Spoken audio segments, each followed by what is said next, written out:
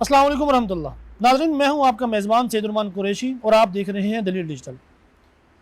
इस वक्त वतन अजीज़ पाकिस्तान की सियासत में एक अजीब चीखो पुकार और शोर शराबा बरपा है। एक तरफ हमें सियासी स्पेस नहीं मिल रही का नारा है, लेकिन जब दूसरी तरफ देखा जाता है तो वही पुराना रवैया, मैं ना मानूँ मैं ना मानूँ। एक जानिब सुहेल अफरीदी और उनके साथियों की जानिब से रियासत को ललकारे दिए जाते हैं, सीनियर सियासतदानों की तज़हीक की जाती है, उनकी तौहीन की जाती है, मुल्क बंद करने की धमकियाँ दी जाती हैं और फिर साथ ही मजलूमियत का ढोंग भी रचाया जाता है। आज इस खुसूसी पॉडकास्ट एपिसोड में हम इन तमाम खोखले नारों का पोस्टमार्टम करने जा रहे हैं। हमारे साथ मौजूद हैं एक ऐसे सीनियर सहाफ़ी जो लगी लिपटी रखे बगैर बात करने में मशहूर है, जनाब सिद्दीक सादी साहब। अस्सलाम वालेकुम। वालेकुम अस्सलाम। आप खैरियत से हैं जी? बहुत शुक्रिया। इस वक्त वतन अजीज़ पाकिस्तान में जो एक उमूमी फ़िज़ा बनी हुई है PTI की जानिब से, आप क्या समझते हैं कि दौरा सिंध के हवाले से PTI का जो रवैया है और बिलखसूस उनके साथ जो वहाँ हालात पेश आ रहे हैं, ये क्या रियासती साजिश है या PTI की जानिब से मकाफाती अमल है? बहुत शुक्रिया सही साहब। असल में सुहेल अफरीदी साहब जो वज़ीर आला खैबर पख्तूनख्वा हैं, वो सियासत चमका रहे हैं, अपने सूबे को छोड़कर दूसरे सूबों में जा रहे हैं, सैर सपाटे कर रहे हैं, ठीक है, और ये शो कर रहे हैं कि शायद अवाम का जम्मे गफ़ीर और समंदर उनके साथ है। हक़ाइक़ आपके सामने हैं। पंजाब में जो कुछ हुआ वो उनकी एक आदत है कि हर चीज़ जो है वो दूसरों पे डाल देना और ख़ुद को जो है वो अपना सोशल मीडिया के ज़रिए और हीरो साबित करना, ये उनका एक पुराना तरीक़ाकार है। क्योंकि उनके जो लीडर हैं, जो जेल में बंद हैं कैदी 804, वो उन्हीं की पैरवी करते हैं। खैबर पख्तूनख्वा को देखें, अमन व अमान देखें, तालीम देखें, सेहत देखें, उसकी तरफ तवज्जो नहीं है। अभी थोड़ी देर पहले एक बख्तरबंद गाड़ी का वाक़या हुआ। अच्छा। टांग में 5 उसमें पुलिस वाले शहीद हो गए। अच्छा। आज की बात है, वो जनाब कराची फिर रहे हैं, मौज मेला कर रहे हैं, हैदराबाद जा रहे हैं, जलसे करने हैं, वो करना है, यह करना है, फला करना है। अब आप ये देखें कि आप अपना सूबा छोड़कर दूसरे सूबे, फिर आपको वहाँ से मिलता क्या है? ये कौन सी स्ट्रीट मूवमेंट है जो कि आप शुरू करने जा रहे हैं? कौन सा इनकलाब है जो कि आप ले आएंगे? आपके बॉस ने भी बोला था ना, मैं इनकलाब लाऊंगा, मैं तब्दीली लाऊंगा। 3.5 साल के अंदर कौन सा नया पाकिस्तान बनाया? कौन सी नई तब्दीली लेकर वो आए? को नज़र आया? उल्टा जो पुराना पाकिस्तान था उसका भी माजरत के साथ बेड़ा गर्क करके चले गए। तो वो ये क्या इनकलाब लेकर आएंगे? फिर देखें, एक वज़ीर आला होता है, उसका एक प्रोटोकॉल है, उसकी एक सिक्योरिटी है। ये तो सिंध हुकूमत का इनको शुक्रगुजार होना चाहिए कि उन्होंने इनको वेलकम किया। ठीक है, पीपल्स पार्टी ने अजरक पहनाई, उसको टोपी पहनाई, सिंधी टोपी पहनाई, लेकिन इसने तो उसका भी मान नहीं रखा। चढ़ दौड़े वहाँ पे और आसफ जरदारी की भी जनाब नकलें उतार रही, तर्ज करना शुरू कर दिया, बिलावल भुट्टो भी कर दिया। ठीक है, तो ज़ाहिर उनके भी तो कारकुन हैं, वो वहाँ पे उनकी हुकूमत है, तो वो उनके भी कारकुन है। वो आगे से फिर जवाब जो सोशल मीडिया पे हुआ वो भी आपने देख लिया। तो अब ये फिर उसके बाद कि बाज़ार कायदे के ऊपर जलसा करना है, चलें जी इजाज़त दे दी, हम मतलब उसमें नहीं जाते। वफाकी हुकूमत ने इजाज़त दी ना, जब इजाज़त शाम को, कल जलसा है, शाम को इजाज़त मिल गई, 2 घंटे में बंदा अरेंज कर लेता है। क्या होता है, माइक सिस्टम ही लगाना है ना, कुर्सियाँ लगानी लग जाती हैं। कहते हैं जी हमारे पास तो जी वो हलीम आदिल शेख साहब कहने जी इतना हमारे पास वक्त नहीं है कि अब हम करते फिरें, हम जनाब पब्लिक मकाम पे करेंगे, हम गेट पे करेंगे। जानबूझ के ये जनाब फ़ज़ा बनाई, ये प्लान होता है। तो फिर फ़ज़ा उसके बाद जो हुआ वो आपके सामने जवाब है। वहाँ पे ये बीच में जो रियासती साजिश का वो ढोंग रचाते हैं। रियासती साजिश क्या आज क्या अगर रियासती साजिश होती तो ये जाते ही ना, वजू पहुँच सकते थे कराची। ये क्या बात करते हैं? रियासत इतनी कमज़ोर है? कोई रियासत कभी कमज़ोर नहीं होती। रियासत अगर चाहती तो जाते ही ना, जहाज लैंड ही ना करता। क्या बात करते हैं? रियासत होती है, बस छोड़ दें इन बातों को। बहुत अगर जो भी है ये इनका एक पुराना तरीक़ाकार ढकोसला है और उस ढकोसले को ये बुरवेकार लाते हैं। और इसमें सबसे बड़ी बात ये है कि जिस तरह मैंने आपको बताया, अरेंजमेंट करने होते हैं, आपकी सिक्योरिटी है, आपका प्रोटोकॉल है। वो तो शुक्र करे कुछ हो नहीं गया, हो जाता तो सारा सिंध हुकूमत पे आ जाता। पंजाब में आए थे, खुदा ना खासा कुछ हो जाता, सारा इनके ऊपर आ जाता।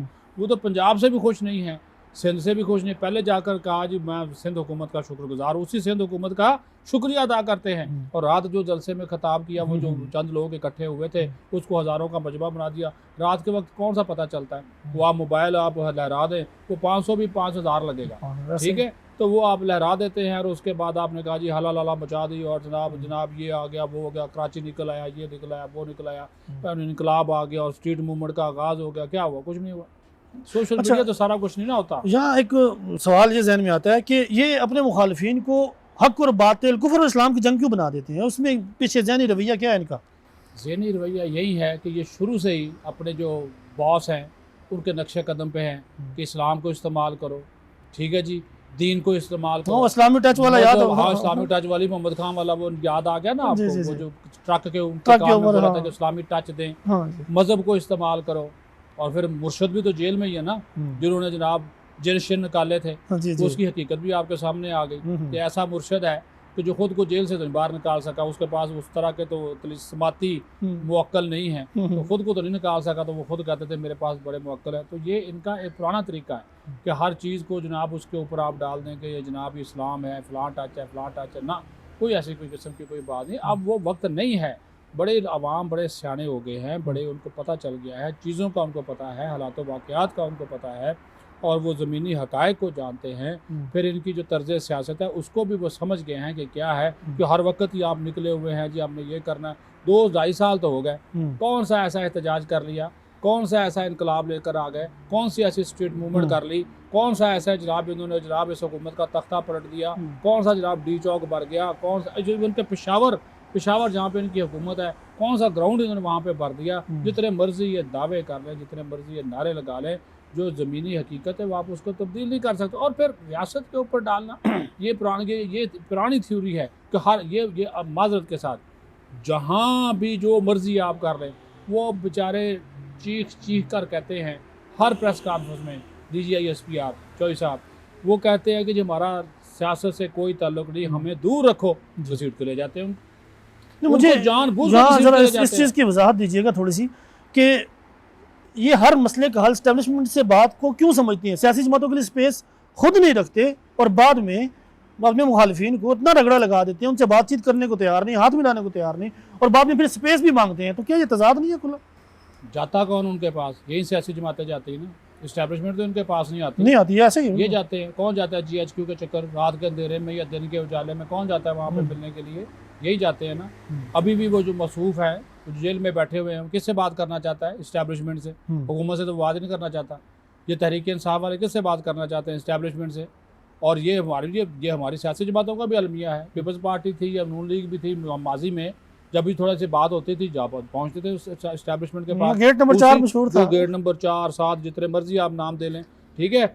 यानी कि उसी इस्टेब्लिशमेंट को आप हर चीज़ का अपनी दवा भी समझते हैं, दवा भी समझते हैं, दवा भी लेते हैं, और उसी इस्टेब्लिशमेंट को आप रगेते भी हैं। वो सबसे गंदे भी हो जाए। वो तो बेचारे वो बुरे हालात में फंसे हुए हैं। देखिए ना, दहशत गर्दी के खिलाफ जंग, कौमी सलामती के मामला, दाखिली सलामती के मामला, इंटेलिजेंस शेयरिंग, खित्ते के हालात, वो इसको देखें, इनकी सियासत को देखें, उनके पास इतना टाइम नहीं है। लेकिन हमारा ये नुक्ता नज़र, हमारा ये मतमा नज़र बन चुका कि हमने हर मामले में इस्टेब्लिशमेंट को लेकर आना है। ये जानबूझ के ये करते हैं, ठीक है, अपनी नाकामियों का, अपनी सुस्ती, अपनी काहली, इसका ये तमाम मलबा उस इस्टेब्लिशमेंट पे डाल देते हैं। तो भाई अगर इस्टेब्लिशमेंट इतनी ही ताकतवर और पावरफुल है, ठीक है, तो वो आकर क्यों नहीं खुद बैठ जाते? क्यों नहीं बैठ जाते? हुकूमत फिर खुद कर लें, फिर तो सियासी जमातों पर पाबंदी लगा देते। अगर इतने नलायक है ये, तो फिर पार्लियामेंट को आप ताले लगाएं, ठीक है। ये जानबूझ के उनके पास जाते हैं और उनको अपने मसाइल का ये कहते हैं कि हमारे वो, हालांकि देखें उस दिन भी DGISPR ने ये बात कही और सही बात की। उन्होंने कहा कि देखें हम वफाकी हुकूमत का एक इदारा हैं, ठीक है, हम वफाकी हुकूमत का फेडरल इदारा है, फ़ौज जो है वो हिस्सा है, और जो हुकूमत आइन और कानून के मुताबिक अहकाम देती है हम उसके ऊपर अमल दरामद करने के पाबंद हैं। और उसमें हुकूमत जो भी हो, जो भी हुकूमत वक्त हो, वो उसके साथ वो काम करते हैं। तो इसमें ऐसी कौन सी बात है? ये सही बात है ना। तो वो कहते हैं जी नहीं जी, वो उसने 3.5 घंटे प्रेस कॉन्फ्रेंस कर दी, वो कहता मैं सियासत से हमारा ताल्लुक नहीं है, सारी प्रेस कॉन्फ्रेंस सियासी थी। भाई आपने अपना नुक्ता नज़र तो बयान करना ना। क्या फ़ौज जो है वो, फ़ौज का तर्जमान अपने लब जो है वो सीकर बैठ जाए, बात ही ना करे? आप चढ़ाई करते रहे, वो ठीक है, आप उनको इल्ज़ामात देते रहे, अस्करी क़यादत को, रियासती इदारों को, इंटेलिजेंस इदारों को उन इल्ज़ामात देते रहे, और वो जनाब मुँह में घुंघनियाँ डाल के बैठे रहे। एक तो और हमारे नाजरीन ये जानना चाहेंगे कि सूबा जो सबसे ज़्यादा दहशतगर्दी से मुतासर है वो KP है, और गुज़िश्ता दिनों हमारे फ़ौज के जो 2 बड़े अफसरान, एक मेजर साहब वो शहीद हुए, ये पेशावर में होते हुए जनाजे में शिरकत नहीं की वज़ीर आला ने। देखिए चीफ़ मिनिस्टर हैं, सूबे के चीफ़ एग्जीक्यूटिव हैं आप, जबकि यहाँ इस्लामाबाद से हमारे चीफ साहब चले गए और वफाकी वज़ीर दाखिला साहब चले गए। ये इस्लामाबाद से पेशावर जनाजे में शिरकत के लिए जा सकते हैं, और वो पेशावर में होते हुए जनाजे में शिरकत नहीं करते। आप क्या समझते हैं कौम को, बिलखसूस PTI के यूथ को क्या पैगाम देना चाहते हैं इससे? इसका जवाब DGSPR दे चुके हैं। इनका लबो लहजा, इनका कॉल व फेल दहशत गर्दी के हवाले से टोटली मुख्तलिफ है। असल में ये हैं उनके सहूलतकार। अच्छा, ठीक है। वज़ीर दिफा ख्वाजा आसिफ ने कई मरतबा कहा और बिल्कुल ठीक कहा, वज़ीर इत्तलात ने कहा, क्या ये दुरुस्त नहीं है कि ये लोग उनको बता देते हैं और ये वहाँ पे DGSPR ने कहा कि फिर PTI के ऊपर हमले क्यों नहीं होते, बाकी जमातों के ऊपर होते हैं, इनके ऊपर क्यों होते हैं? क्योंकि उनके साथ मिले हुए। अभी गुज़िश्ता कल वो JUI के वो शहीद हुए, मौलाना सुल्तान साहब शहीद हुए। तो ये तो उनके सहूलतकार हैं, इनके लिए नरम गोशा है। मुज़ाकरात की बात दहशतगर्दों से कौन कर रहा है? यही कर रहे हैं, और तो कोई नहीं कर रहा, यही कर रहे हैं। इनके तर्जुमान टीवी पे बैठ के क्यों जाएंगे मेजर के शहीद के जनाजे के ऊपर? क्योंकि वो डर है, उनका खौफ है, इसी वजह से नहीं जाएंगे। क्योंकि उनको बता देते हैं, इस वजह से नहीं जाएंगे, उस वजह से नहीं जाएंगे। चले ना जाओ जनाजे पे, भाई उनके घरों, शोहदा के घरों में चले जाओ। वज़ीर दिफा ने भी कहा, उसने कहा कि उनके घरों में जाकर उनसे इज़हार ताज़ियत ही कर लो। नहीं जाते इसी डर और खौफ की वजह से। तो ये दोगली पॉलिसी है। और वही लोग जो कि हमारे अफसरान को, हमारे जवानों को शहीद कर रहे हैं, ये उनके साथ खड़े हैं। जो शहीद हो रहे हैं ये उनके साथ नहीं खड़े। ये सबसे बड़ा इनके कॉल ऑफ फेल में तजाद है। और उनसे क्या बात करें, जो कि जनाब आज ही देख लें, जो मैंने आपको बताया, वो आपके पुलिस आपकी है ना। जी हाँ। अमनो अमान सूबाई जिम्मेदारी है। आपकी पुलिस के लोग जो हैं वो शहीद हुए हैं, तो क्या आपने किया? तो आपके सामने ही है ना। तो आप, और जबकि दावा ये था कि हम मिसाली पुलिस बनाएंगे। क्या मिसाली पुलिस है? आपने, अब वफाकी हुकूमत आपकी मदद करना चाहती है, आप कहते हैं गाड़ियाँ वापस लेके चले जाओ। आज देखें ना, वो बख्तरबंद गाड़ी थी जो कि उड़ा दी गई, उसमें 5 शहीद हो गए। तो अगर वो बुलेट प्रूफ ये सारी गाड़ियाँ ले लें, इंतज़ाम हो, वहाँ पे पुलिस फोर्स हो, चलो भाई खैबर पख्तूनख्वा मुल्क का हिस्सा है ना, तो उसको अगर आप बचाने की कोशिश करें या उसके हवाले से आप वफाक के साथ मिलकर काम करने की कोशिश करें कि जितने आप इधर उधर के बयानात देते हैं उसके हटकर अमनो अमान गवर्नेंस के ऊपर तवज्जो दे दें, तो आपके जो है वो आधे से ज़्यादा मसाइल हल हो जाए। लेकिन गवर्नेंस पे तवज्जो नहीं देनी है आपने सैर सपाटे। मैं आपकी बात की तायद करूँगा कि मुझे याद है वो एंटी ड्रोन गन के भी पुलिस को दी गई थी, सूबे को दी गई। अगले ही दिन वो दहशतगर्दों के पास चली गई। और वो दहशतगर्द ना सिर्फ इस्तेमाल करते हैं, बल्कि इस्तेमाल करके वो इल्ज़ाम सिक्योरिटी इदारों पे लगाते हैं। जी हाँ। कि ये ड्रोन सिक्योरिटी इदारे मार रहे हैं। हालांकि वो हमें उस दिन प्रेस कॉन्फ्रेंस में मैं भी था, उन्होंने हमें सबूत दिखाए, शवाहिद दिखाए, जिसमें वो मसाजिद में बैठकर, मदारस में बैठकर वो ड्रोन चलाने की तरबियत हासिल कर रहे हैं और सिविलियन आबादी को निशाना बना रहे हैं। अभी पिछले दिनों ये जो मौलाना सुल्तान साहब शहीद हुए हैं, बेचारी बच्ची अपनी बेटी के साथ शहीद हो गए, उनको जनाब वो IED के जरिए निशाना बनाया। तो ये इस पे ऊपर भी बात, कोई एक भी मजम्मती बयान देखा आपने? कोई मजम्मती बयान ये जारी नहीं करते। इनका हमारे फौजी अफसरान जवान शहीद हो जाएं, कोई मजम्मती कोई उनकी मजम्मत नहीं करते जिन्होंने दहशत गर्दी होती है। शोहदा के ये घरों में नहीं जाते क्योंकि डर है, खौफ है, उनके साथ उनकी सहूलतकारी करनी है। ठीक है। और फिर कहते हैं अफगानिस्तान से भी बात करो, वही अफगानिस्तान जिसकी अपनी सरजमीन इस्तेमाल हो रही है। हमारा जो चीफ ऑफ आर्मी स्टाफ है, हमारे चीफ ऑफ डिफेंस फोर्सेज हैं, फील्ड मार्शल सैयद आसिफ मुनीर साहब कितनी मरतबा कह चुके, DGSPR कितनी मरतबा कह चुके, 70% जो दहशतगर्द हैं वो अफगानी हैं। और अभी अफगानिस्तान के लोगों को हम वापस भेज रहे हैं। और आप कहते हैं जी तजारत खोलें, बॉर्डर खोलें, लोगों को आना जाना करें, तो क्या हमारे जो लोग हैं, हमारे जो सिक्योरिटी फोर्सेस हैं, उनका जो खून है वो सस्ता है? तजारत आपके लिए बड़ी अहम है, बॉर्डर खोलना अहम है। इन लोगों का खून जो शोहदा हमारे लिए इतनी सख्त सर्दी में बॉर्डर के ऊपर खड़े होकर कुर्बानियाँ दे रहे हैं, उनकी कोई अहमियत नहीं है। तो इसी वजह से ये आप अच्छा फिर निकल जाते हैं। ये सिर्फ तवज्जो हटाने के लिए, ये भी आपको बताऊं कि आप इस तरह के अपने सूबे से तवज्जो हटाने के लिए भाई सैर सपाटे को निकल जाओ। जी हैदराबाद मैंने जाम कर दिया, मैंने कराची जाम कर दिया, मैंने फलां जाम कर दिया। क्या जाम कर दिया आपने? कोई जो आपने वहाँ पे किया वो सबके सामने आ गया। वो उसमें ऐसी कौन सी बात है? कौन सा कोई तख्त पलट गया हुकूमत का? या आपको वहाँ पे जो फूलों के हार पहनाए गए थे, जो आपका इस्तकबाल किया गया था, कि आपने उसकी लाज रखी? आज आप बाबा क़ायद आज़म के मज़ार पर गए हैं, दुआ किया, कि आपको रोका गया? अगर मैं वही कहता हूँ, किसी ने कोई कहा आपसे, आप जाकर जो मर्जी सैर सपाटा करें। पहले लाहौर की बत्तियाँ देखने आए थे, अब कराची की बत्तियाँ आप देख लें। अच्छा, आखिरी बहस को समेटते हैं। आखिरी सवाल ये है कि आप क्या समझते हैं इनके पास अब रास्ता क्या है? क्योंकि सोर्सेज तो ये बताते हैं कि स्पेस मांगनी नहीं पड़ती, स्पेस बनानी पड़ती है, और स्पेस बनाने के लिए आपको कोई लचक दिखानी पड़ेगी, सियासी जमातों से हाथ मिलाना पड़ेगा। तो आप क्या समझते हैं कि इनके पास क्या रास्ता है? अब 6 मरतबा वज़ीर आज़म कह चुके हमारे कि जी हम मुज़ाकरात के लिए तैयार हैं, आ जाएं। 7 से 8 मरतबा नहीं, वो जिस तरह ट्रंप कह चुका ना हम 8 जहाज़ पाक भारत जंग में गिराए गए हैं, तो हमारा स्पीकर याद सादक भी हर मरतबा कहता है कि आ जाए, मेरा चैम्बर खुला है, मेरे आकर मुज़ाकरात करें, नहीं आते। अजी मुज़ाकरात कौन करेगा? तहरीक तहफ़्फ़ुज़ आइन पाकिस्तान, वो नाम है तहरीक तहफ़्फ़ुज़ आइन पाकिस्तान, और सबसे बड़ा आइन की खिलाफ वर्जी करने वाला वो शख्स है महमूद खान अचकज़ई, जो कहता है कि आइंदा आने वाले दिनों में अलहदगी का ऐलान कर देंगे। बिल्कुल, मैं कल ये बयान देखा और मैं हैरान रह गया। आईने पाकिस्तान की खिलाफ वर्जी, ये बगावत को जन्म देने वाली और बगावत को हवा देने वाली बात है। उससे आप मुज़ाकरात करेंगे? जो आपके स्पीकर को, इलेक्टेड स्पीकर को कहता है कि हवालदार, उससे आप मुज़ाकरात करेंगे? तहरीक इंसाफ से फिर इलेक्टेड लोगों से मुज़ाकरात होते हैं, और ये तो स्पीकर की भी पॉलिसी है। उसने कहा भाई जो मुंतखब लोग होंगे, जो ऐवान में बैठे हुए होंगे, अब कितने लोग हैं जो तहरीक तहफ़्फ़ुज़ आइन पाकिस्तान में मुंतखब हैं? बाकी तो सारे बाहर के लोग हैं। तो जो मुंतखब लोग हैं, PTI खुद नहीं आगे आती, इस वजह से नहीं आती कि चोर है, दिलों में चोर है, मुनाफकत है, क्योंकि इनको पता है कि कल को अगर मुज़ाकरात कामयाब हो गए PTI के, तो वो जनाब ये कहें कि उसने अगर मना कर दिया जो जेल में बैठा हुआ है, तो फिर किधर जाएंगे, फिर क्या करेंगे? तहरीक तहफ़्फ़ुज़ आइन पाकिस्तान के कामयाब हो गए तो ये पता क्या कहेंगे वो PTI वाले, ये देखे जी ये तो तहरीक तहफ़्फ़ुज़ आइन पाकिस्तान के मुज़ाकरात थे, PTI इनको नहीं मानती, PTI इनको नहीं मानती। अगर ये खुद करेंगे तो फंस जाएंगे, बात फिर रास्ता किधर है? ये उसको जानबूझ के आगे किया हुआ। हालांकि ये सारे ये एक ही थाली के चट्टे बट्टे हैं। ये तरीके रास्ता क्या है? रास्ता जो आपने बात की, स्पेस आपने अपनी खुद बनानी है।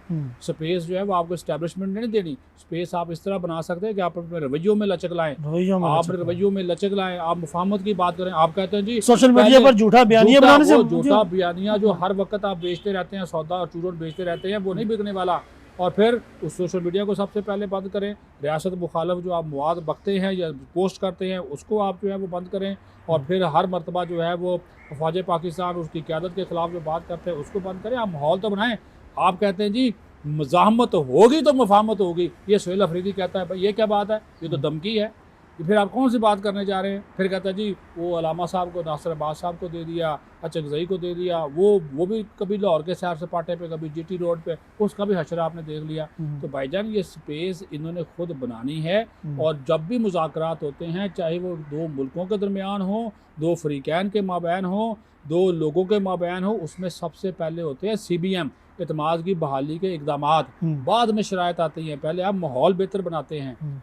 जब आप बातचीत करते हैं ना तो एतमाद की बहाली होती है, भैया आपको मुझ पे एतमाद है, मुझे आप पे एतमाद है, फिर बातचीत शुरू होती है। आप पहले शराइत लेकर आ जाते हैं, आप कहते हैं जी नहीं जी कैदी नंबर 804 की रिहाई का मामला शामिल होगा तो बात होगी, वरना नहीं होगी। वही अलीमा खान कहती है जी जो मुज़ाकरात करेगा इस हुकूमत के साथ या इस्टेब्लिशमेंट के साथ वो हम में से नहीं है। अलीमा खान किसका मैसेज देती है? उसी का। और वो जो जेल में बैठा हुआ वो कहता है अचकज़ई कि मुज़ाकरात करे। अचकज़ई मुज़ाकरात करना चाहता है, वो कहती है अलीमा खान को जो अचकज़ई वो मुज़ाकरात करेगा वो हम में से नहीं है। वो किसका आखिरी पैगाम आया था? उज़मा का आया था ना कि इनसे बात नहीं करनी। तो ये आप इनकी चालों को समझें, ये बिल्कुल चालबाजी है और ये अपने लिए स्पेस खुद कम करते जा रहे हैं। ये इसमें कोई नहीं है। सवाल से फिर एक सवाल निकल रहा है। कल एक रिपोर्ट आई है, आपकी नज़र से गुजरी होगी, वो पंजाब फॉरेंसिक लैब की, कि वो रेडियो पाकिस्तान के ऊपर हमले में, क्या समझते हैं आपके बाखबर ज़राए क्या कहते हैं कि सुहेल अफरीदी फटे पे हो रहे हैं? जी होगा, वो तो उसके ऊपर तो उसके सर पर नाहली की तलवार लटक गई है। अच्छा देखें ना, उसमें दो बड़ी बातें हैं। देखें, एक तो इन्होंने सबसे बड़ी बेवकूफ़ी ये की है कि 13 साल हो गए इनकी हुकूमत को वहाँ पे आए हुए, फोरेंसिक लैब आज तक नहीं बना सके। ठीक है। दूसरा, अगर पंजाब की फोरेंसिक लैब है जो कि पूरे पाकिस्तान के इस तरह के तजिए करती है, उन्होंने 2-3 चीज़ें वाजे कर दी। उन्होंने कहा कि जो तस्वीर है और जो इसकी प्रोफाइल पिक्चर है और जो वीडियो में बंदा मौजूद है, दोनों एक हैं, दोनों एक। ठीक है। इसी तरह कामरान बंगश है, उसका भी उन्होंने उसी तरह हवाला दिया। 2 और लोग हैं, उनका भी उन्होंने उसी तरह हवाला दिया। तो ये उसमें से निकल नहीं सकता, ये फंस गया, बुरे तरीके से फंस गया। अच्छा। देखें, एक है एहतजाज, नंबर 1, आप एहतजाज करते हैं, कानून और आइन के मुताबिक आपको एहतजाज की इजाज़त है, लेकिन पुरअमन एहतजाज की। दूसरा है आप हमला करते हैं, आपके हाथ में गुलेले हैं, आप जनाब पत्थर मारते हैं, तो आप जो है वो जलाओ गिराव करते हैं, आप उस रेडियो पाकिस्तान की इमारत को जलाते हैं, ये है आपका जुर्म। तो ये चीज़ें तो साबित हो रही कि उस वक्त पे अच्छा आपका मौजूद होना और फिर वहाँ पे हमला होना और फिर आपका वहाँ पे जनाब उस तस्वीर का आपके इमेज के साथ मिल जाना, ये इसके सर के ऊपर अब अदालत में चूँकि मामला है, ज़्यादा दहशतगर्दी के अदालत में चल रहा है, अगर ये सही तरीके से इसका ट्रायल हो तो यकीन मानिए नाहल हो जाएगा। तो नाज़रीन कराम, आज की गुफ्तगू का निचोड़ ये है कि सियासी स्पेस भीख मांगने से नहीं मिलती। सियासी स्पेस के लिए आपको अपने रवैये में लचक पैदा करनी पड़ेगी, आपको अपने किरदार में बेहतरी लानी पड़ेगी, अपने रवैये में बेहतरी लानी पड़ेगी। जब आप जरदारी साहब जैसे सीनियर सियासतदानों का मजाक उड़ाएंगे, उनकी तज़हीक करेंगे, उनके नाम को गालम गलोच के साथ जोड़ेंगे, जब आप रियासती इदारों को ललकारेंगे, जब आप मुल्क बंद करने की धमकी देंगे, जब आप एक रोशनियों से भरे शहर को बंद करने की धमकी देंगे, तो फिर आप खुद अपने पाँव पर कुल्हाड़ी मार रहे हैं। आज की इस गुफ्तगू का निचोड़ यही है कि PTI को समझना होगा इससे पहले कि पानी सर से ऊपर हो जाए। इसी पैगाम के साथ आज की इस पॉडकास्ट से आपसे इजाज़त लेते हैं कि शायद किसी की अकल में यह बात आ जाए। मिलते हैं किसी और वीडियो में, अपना ख्याल रखिएगा। अल्लाह हाफ़िज़।